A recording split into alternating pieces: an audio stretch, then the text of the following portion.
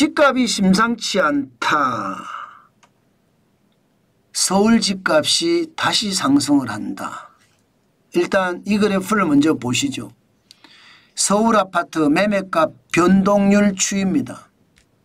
보시는 것처럼 2024년 12월 30일에 0.00을 기록했거든요. 그리고 4주 내리 0.00, 0.00, 0.00, 0.00을 기록했습니다. 그러다가 2월 3일에는요 올랐습니다. 0.02로 올랐습니다. 이거 뭐지? 야, 이게 설날 연휴를 두고 거래가 일어났는데 이 거래에서 상승 거래가 있었다는 이야기네. 이렇게 정리될 수 있습니다.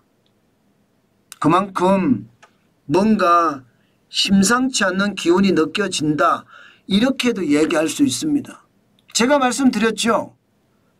예, 이게 신학기가 돌아오면 집값이 꿈틀댈 수 있다고요. 예, 일반적으로 입학 시즌이 오잖아요. 그러면 집값이 움직입니다. 실제로 보면 집값만 움직인 것이 아니라 전세가도 움직였거든요. 전세가도 2월 3일을 보면 0.01이 올랐습니다. 1월 20일까지만 하더라도 0.00이었는데. 그런데 여러분, 오르긴 올랐는데 올란 것이 찔끔찔끔 올랐죠. 예, 그래서 이게 일반화시키기가 참 어렵습니다. 집값이 심상치 않습니다까지는 맞는 이야기인데 이게 일반화돼서 앞으로 그냥 계속해서 올라갑니다.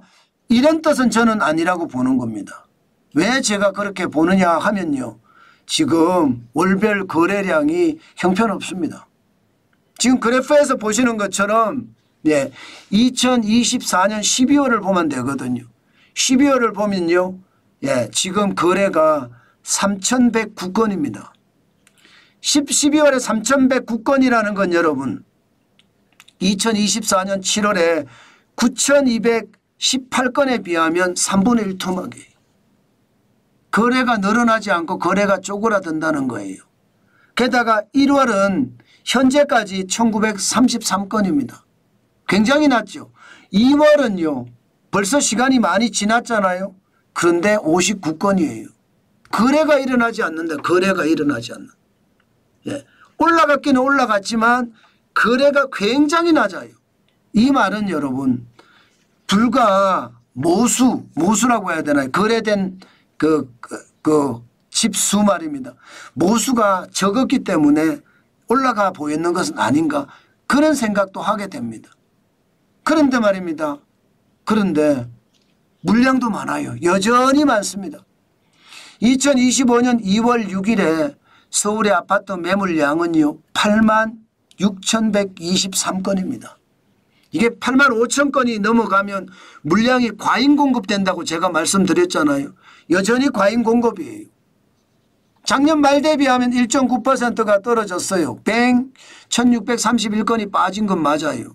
그러나 2020년 전체 44,455건, 2021년 45,296건, 2022년 56,672건 여기에 비하면 86,123건은 여전히 많습니다. 게다가 85,000건이 넘어서 과잉이라고 판단할 수가 있고요. 그렇기 때문에 거래는 안 되죠. 매물은 많죠. 그러니 가격은 떨어지죠. 실제로 가격이 말입니다. 2025년 1월을 보십시오. 11억 4,623만 원입니다. 9월을 볼까요? 12억 5,846만 원이에요. 거의 1억이 떨어졌다는 이야기잖아요. 1억. 그죠? 1억이 떨어졌다는 이야기입니다.